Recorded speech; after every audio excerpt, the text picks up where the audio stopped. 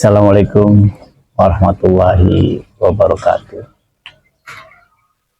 Salatu wassalamu asrafil anbiya wal mursalin wa ala alihi wa sahbihi ajmain, amma ba'd. Sampai ketemu lagi. Sekarang saya berada di Taman Anggur Rudin DKI, di depan rumah saya, di tempat kita berkreasi, berkarya. Terima kasih pada teman-teman, sahabat semua yang sudah memberikan subscribe, like, komen atas semua video-video yang saya keluarkan setelah sekian lama, setelah pasca kejadian serangan Hamas terhadap Israel. Belum memberikan respon, hanya melihat, mendengarkan fakta-fakta yang ada, sampai dengan genosida yang Israel lakukan terhadap bangsa Palestina. Respon saya pada perang tersebut adalah sangat biadab, dan itu sudah diprediksi sebelumnya, sudah dibicarakan di dalam Al-Quran bahwa Israel atau Bani Israel adalah bangsa yang menindas. Mereka dua kali dikeluarkan dari bangsa dari negeri Baitul Muqaddas, negeri yang diberkahi, Palestina. Mereka dua kali dikeluarkan dari sana oleh Allah Subhanahu wa Ta'ala karena mereka menindas. Terakhir oleh zaman Nabi Isa. Yang pertama dilakukan oleh kerajaan Babilonia, di mana mereka diusir dari sana karena mereka melakukan penindasan.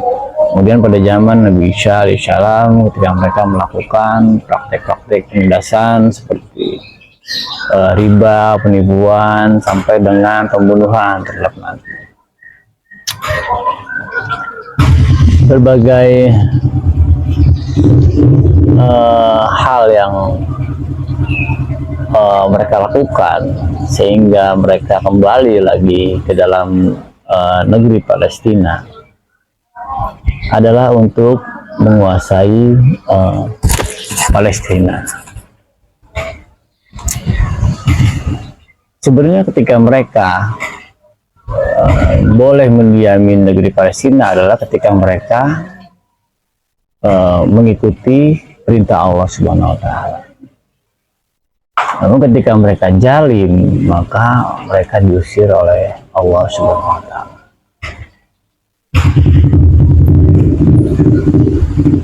Dalam surat Al-Anbiya dibicarakan mereka bahwa mereka selalu berbuat makar. Mereka diusir dari negeri tersebut.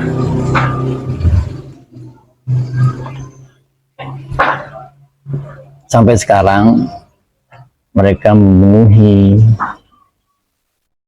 sampai dengan menindas, memperkosa hak-hak bangsa Palestina. Tentu saja bangsa Palestina melawan. Dalam hal ini Hamas sebagai organisasi mereka melakukan perlawanan, dan itu sudah pasti dilakukan. Ketika seorang menindas atau bangsa atau kaum atau golongan menindas, maka sudah pasti tentu ada perlawanan. Dalam Al-Quran dikatakan sampai Ya'juj Ma'juj dikeluarkan. Nah, ketika mereka tercerai berai, bangsa Israel tercerai berai, negerinya dibakar pada waktu itu. Mereka tersebar ke seluruh Eropa. Nah, ada yang membawa mereka ke dalam bangsa Israel sendiri, ke dalam negeri Palestina. Dikumpulkan mereka supaya untuk kembali mengklaim tanah mereka. Tanah mereka, kalau mereka melakukan kebaikan, kalau mereka melakukan perintah Allah. Sebaliknya, jika mereka melakukan penindasan, mereka melakukan pembunuhan, memperkosa hak-hak bangsa Palestina, maka mereka dilarang untuk mendiami tanah yang diberkahi atau Palestina. Beralih ke dalam surat Sad. Surat Sad ketika Nabi Sulaiman melihat visi, melihatan bahwa ada makhluk yang berada dalam singgasana beliau. Seketika itu juga beliau langsung merasa ketakutan dan berdoa langsung kepada Allah. Ya Allah, jangan berikan kekuasaanku ini atau kerajaanku ini kepada orang lain. Surat Sad. Siapa orang tersebut? Apa orang tersebut yang menduduki singgasana Nabi Sulaiman? Menurut saya, Imran Hussein, orang tersebut adalah Dajjal al-Masih, orang yang mencoba meniru Nabi Isa.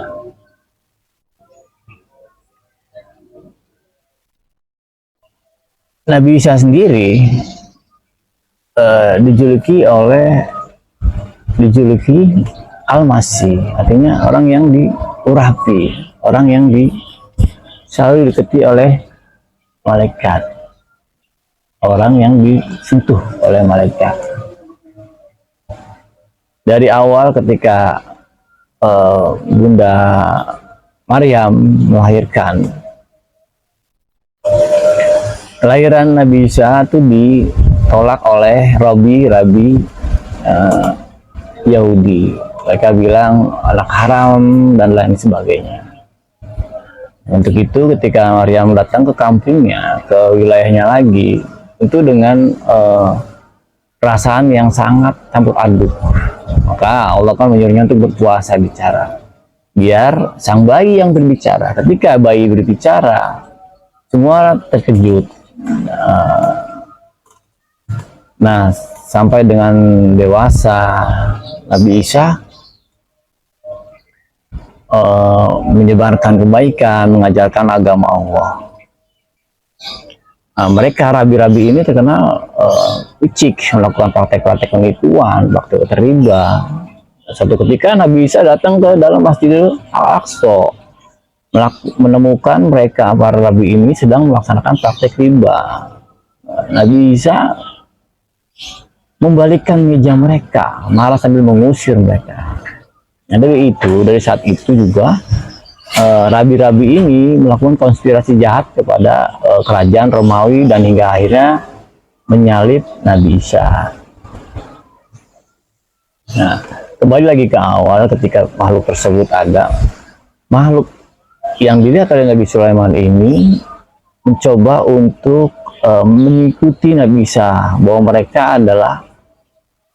bahwa dia adalah orang yang menyelamatkan bangsa Israel. Untuk itu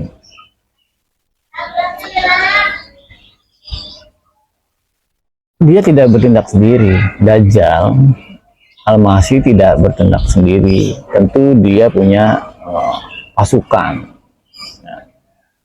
Pasukan ini diyakini oleh guru saya, Imran Hussein rahimahullah, semoga Allah merahmatinya,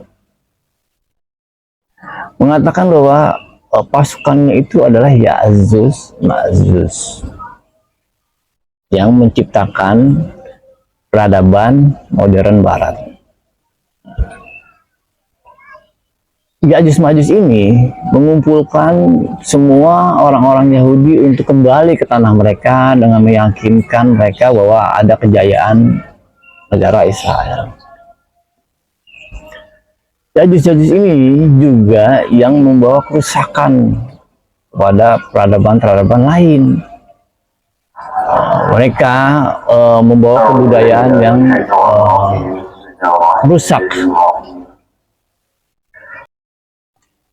Baik, balik lagi ya, sampai tadi Ya'juj Ma'juj melakukan pengerusakan, penindasan terhadap umat manusia. Mereka membonceng atau mereka menciptakan kebudayaan modern barat. Nah, itu disebar ke seluruh dunia, seperti hubungan laki-laki dengan laki-laki yang mereka legalkan ya. Bahkan di negara barat sudah ada negara yang melegalkan. Terus kemudian seperti menciptakan sistem pemerintahan, ya kan, di mana pemerintahan tersebut berdasarkan pesanan mereka. Kemudian mereka juga memaksakan kebudayaan seperti pakai dasi, pakai jas kemana-mana, atau makan pakai garpu. Mereka bilang kalau nggak melaksanakan kebudayaan mereka, kita dibilang kampungan. Padahal justru kita makan enak pakai tangan, dan Nabi juga menyarankan pakai tangan, ya kan? Seperti itu. Nah, yang dikhawatirkan ketika perang Hamas dan Israel belum selesai sampai sekarang, sementara jemaah haji tinggal menunggu 2 bulan atau 3 bulan lagi akan ada haji. Nah, jikalau yang dikhawatirkan adalah jemaah haji akan melihat, ya kan, pembantaian yang terjadi di Gaza, maka ada pergerakan massa dikhawatirkan. Maka kemungkinan pemerintah Saudi akan membatalkan ibadah haji. Nah, dari situ ibadah haji tentunya akan ada dibatalkan terus. Kemudian akan terjadi yang namanya perang dunia ketiga, yang Nabi Muhammad sebut adalah Malhamah Kubro, yang seperti kita sudah diambang pintunya, bahwa kita lihat perang yang terjadi di Ukraina, Rusia, perang yang terjadi di Palestina, merambat ke Yaman, Houthi, dan semua negara-negara akan terlibat. Tentunya dengan NATO dengan bloknya, dan Rusia dengan bloknya. Kita sebagai Muslim tentunya akan memilih kebenaran. Hadis Nabi juga mengatakan bahwa kita banyak, cuma seperti buih di lautan, seperti kue yang dibagi-bagi. Muslim, Islam, ada 2 yang di tentara yang kita bisa lihat dari seorang Muslim. Pertama, dia melaksanakan perintah Allah Subhanahu wa Ta'ala, dan yang kedua, dia melaksanakan perintah. Contoh, seorang Muslim, dia mengatakan dia Muslim, tapi dia tidak berpuasa di bulan Ramadan, makan di tengah jalan, warung-warung tengah jalan. Jadi Muslim itu ada 2, melaksanakan perintah Allah dan percaya sama Allah. Keadaan dunia saat ini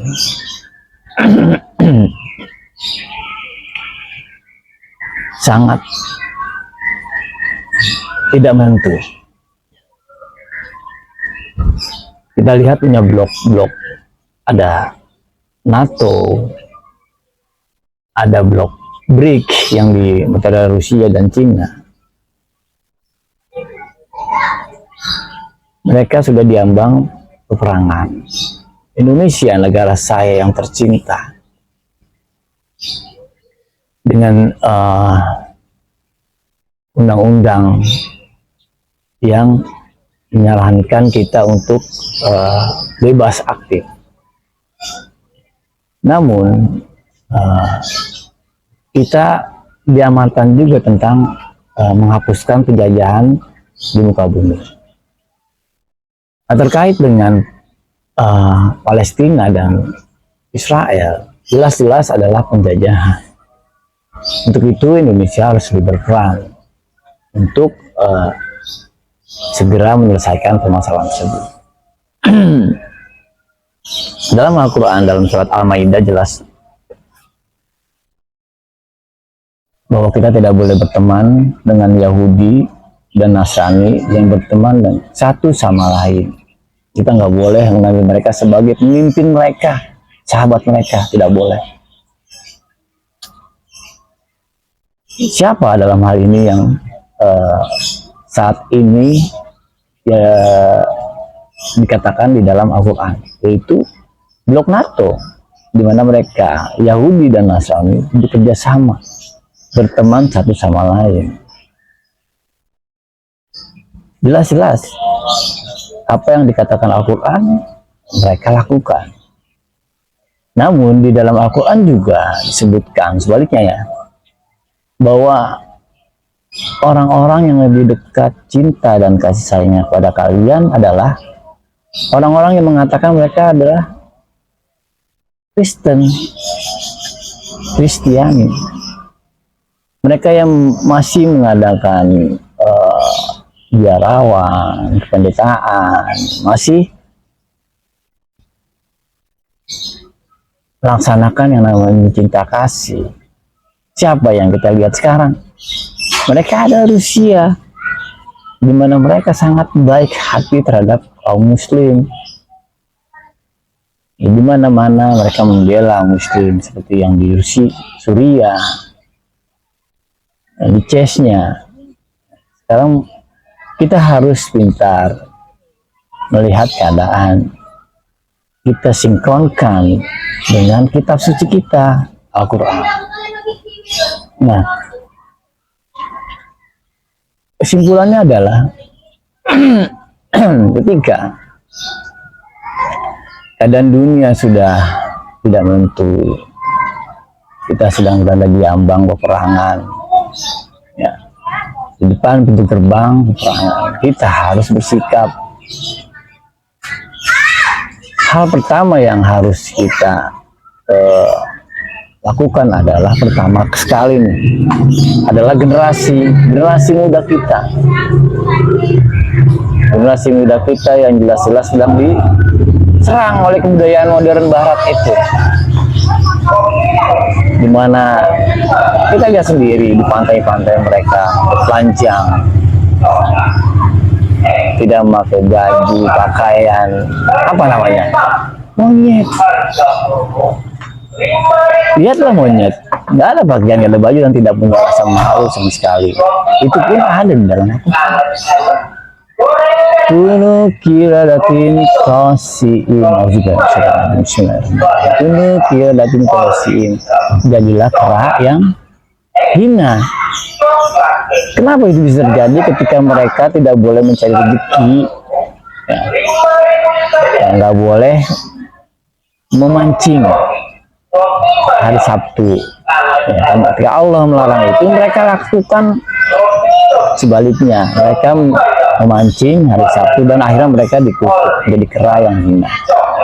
Dalam hal ini kera bukan menjadi seorang kera, tapi perilaku mereka menjadi seperti kera. Nah, mereka ini peradaban modern barat mencoba memaksakan kepada generasi kita, di mana ada pakaian yang nggak senonoh, tidak sesuai dengan kebudayaan timur, kebudayaan Indonesia tidak sesuai, di mana tawuran dan lain-lain. Dan itu yang pertama, generasi kita harus ada pendidikan ilmuwan.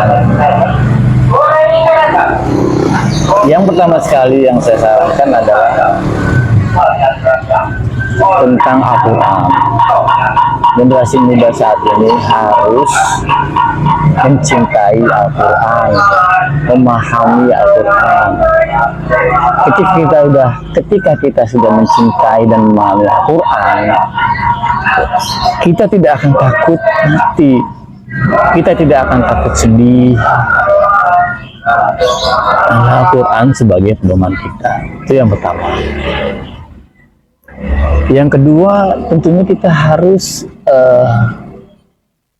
mengambil alih politik dunia. Kita harus bersikap lebih arif dan bijaksana. Dengan politik bebas aktif, tentunya kita bisa bergaul dengan siapa aja, bisa terlibat dengan siapa.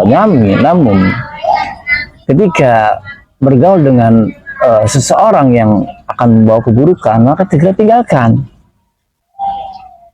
Nah, ketika kita harus bergaul dengan orang yang percaya sama Allah, orang yang menegakkan kebenaran, maka kita harus pertahankan. Maka saran saya untuk negeri kita yang tercinta ini, maka bertemanlah dengan yang baik, berbuatlah selalu yang terbaik, laksanakanlah apa yang diamarkan undang-undang kita. Kemudian yang terakhir kali saya sarankan bahwa kebudayaan modern barat yang tentu saja pesanan dari Ya'juj Ma'juj dan Dajjal itu tidak bisa dihindarkan atau pasti akan menyerang kita. Hadis mengatakan Dajjal akan menyerang kota-kota, namun dia tidak menyebut kampung. Maka saya sarankan kepada teman-teman semua untuk mencari tempat-tempat pedesaan, kampung-kampung. Dari situ dirikanlah masjid dengan komunitas yang percaya pada Allah Subhanahu wa Ta'ala, menegakkan keimanan di sana. Tidak masalah agama apapun, yang penting kita semua percaya pada Allah Subhanahu wa Ta'ala. Saya kira itu teman-teman semua respon terhadap perang yang terjadi di Palestina dan Israel. Tentu saja hadis yang mengatakan bahwa kalian akan berperang dengan Israel, kalian akan memeranginya, sehingga batu dan pohon akan bicara, hai Muslim, ada Israel di sini, silakan bantai mereka. Itu akan terwujud tidak lama lagi, dan mudah-mudahan kita menjadi bagian dari Muslim yang membantai Israel.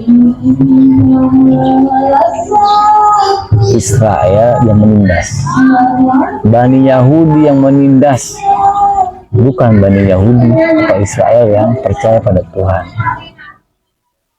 Baiklah teman-teman, saya kira itu respon terhadap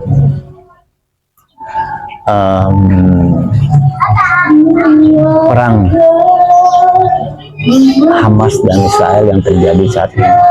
Indonesia, negeriku tercinta, tidak bisa untuk berbuat menolong mereka jika kita masih menurut kepada Barat, kita masih berhutang pada Barat, kita masih berbuat sesuka hati orang Barat, kita masih menerima pesanan orang Barat.